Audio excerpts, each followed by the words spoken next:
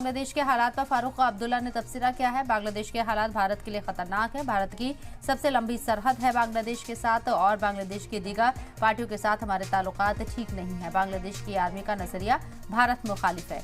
भारत को अपने सभी पड़ोसियों से बात करने की जरूरत है। अपने पड़ोसियों से ताल्लुकात बेहतर करने की जरूरत है। बड़े भाई का रोल अदा करे भारत। इसके साथ ही फारूक अब्दुल्ला ने कहा कि बांग्लादेश के हालात पर तबसरा करते हुए नेशनल कॉन्फ्रेंस के सदर फारूक अब्दुल्ला ने कहा कि भारत को बांग्लादेश से सबक लेना चाहिए।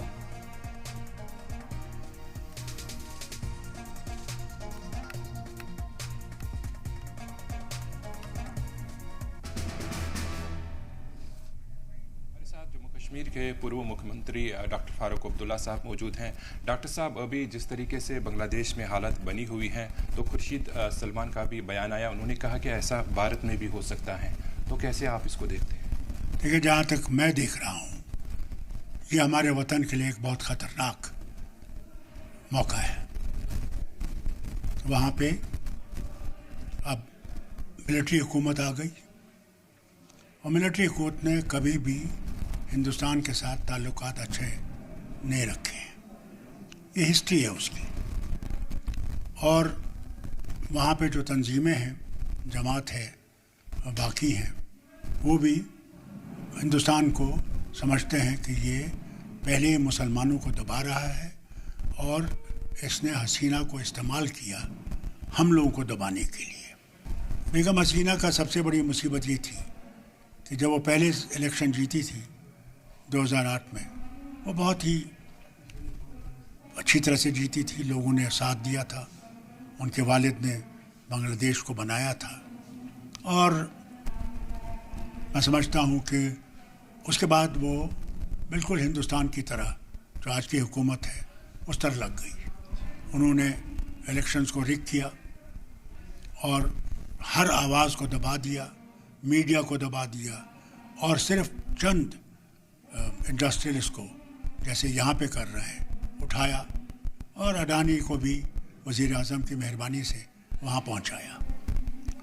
वहाँ पे गरीब गरीब होता रहा और अमीर आसमान की तरफ उठता रहा।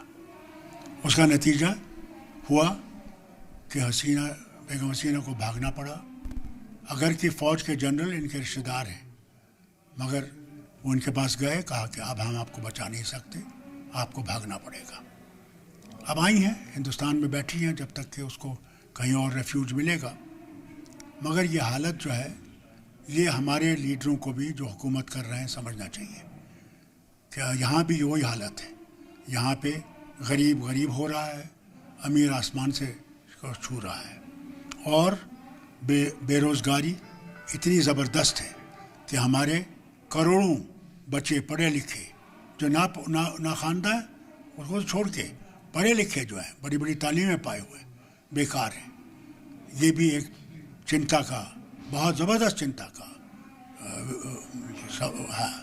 और इसके साथ साथ जो किसानों में एक ज़बरदस्त उनको जिस तरह से इन्होंने ट्रीट किया है और किसान भी इनके ख़िलाफ़ हैं, तो जब बच्चे ख़िलाफ़ हो जाएंगे, किसान ख़िलाफ़ हो जाएंगे, आपके मिडिल क्लास जिसको आपने बिल्कुल ज़मीन पर डोज दिया है, यानी हाल देखिए कि आप फाइनेंस मिनिस्टर, आप पेंशन वालों को भी उनकी पेंशनों पे जीएसटी लगा रही है। पहले ही वो गिरे हुए हैं, उसके बाद जो लाइफ इंश्योरेंस है उस पर जीएसटी लगा रही है। तो कर क्या रहे हैं? ये ऐसा ही माहौल बनाने की कोशिश कर रहे हैं जो बांग्लादेश में बन रहा है। अल्लाह रहम करे कि अगर यहाँ हुआ फिर हम कहाँ जाएंगे, क्या होगा? इस हालत को मिटाने के लिए मैं इनसे अपील करता हूँ, इनने किसी भी नेबर के साथ रिश्ता अच्छा नहीं किया। पाकिस्तान हो, नेपाल हो, बांग्लादेश हो, श्रीलंका हो, उनके साथ रिश्ता बहुत ही एज पे है। अगर इन्होंने साख को, जो एक बॉडी बनाई गई थी जिसमें कि हम अपने इकोनॉमिक इश्यूज़, बाकी इश्यूज़ जो हैं, इकट्ठे बैठ के, क्योंकि हिंदुस्तान बड़ा भाई है, कि हम इकट्ठे बैठ के उसका सलूशन करते, इन्हें सार्क को भी हटा दिया। समझे कि हम ही हम हैं, हम ताकतवर हैं, हम कुछ भी कर सकते हैं। आज उसका नतीजा ये है कि चीन हर तरफ से बैठा हुआ है और हम नज़र देख रहे हैं कि क्या करें।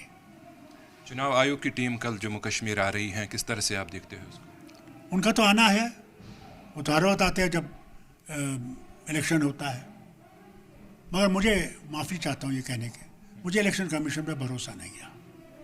जो पार्लियामेंट्री इलेक्शन आए उसमें आपने देखा कि कई जगहों पे मुल्क में वोट बड़े गिने गए जब वो वहाँ थे नहीं, या कम गिने गए, उसकी तहकीकात ये नहीं कर सके कि जो भी सवाल इनसे पूछा गया उसका आज तक इन्हें जवाब नहीं दिया।